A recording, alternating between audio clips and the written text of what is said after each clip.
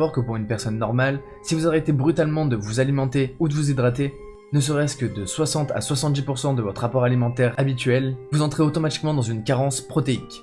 Et personne ne pourrait vivre plus de 20 jours comme cela. Pourtant, Marthe aurait bel et bien survécu jusqu'à l'âge de 78 ans, sans réellement boire ni manger. Fervente chrétienne, la seule nourriture qu'elle arrivait à avaler était un hostie consacré une fois par semaine. Pour elle, sa vie était liée à celle du Christ, et elle était vouée à ressentir les douleurs qu'il avait subies.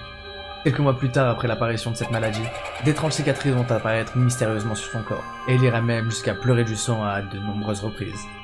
Enfermée dans sa chambre, Marthe Robbins aurait vécu son destin dans une énorme et étrange discrétion, et il existe très peu de témoins sur cette histoire. En revanche, avant sa mort, ce seront plus de 500 000 personnes qui auront fait un pèlerinage pour aller la voir. Lors de ses obsèques en 1980, ce seront plus de 8000 personnes qui assisteront à ses funérailles, dont 200 prêtres et 5 évêques. Encore aujourd'hui, personne n'a réussi à réellement expliquer comment elle avait réussi à survivre en ne s'alimentant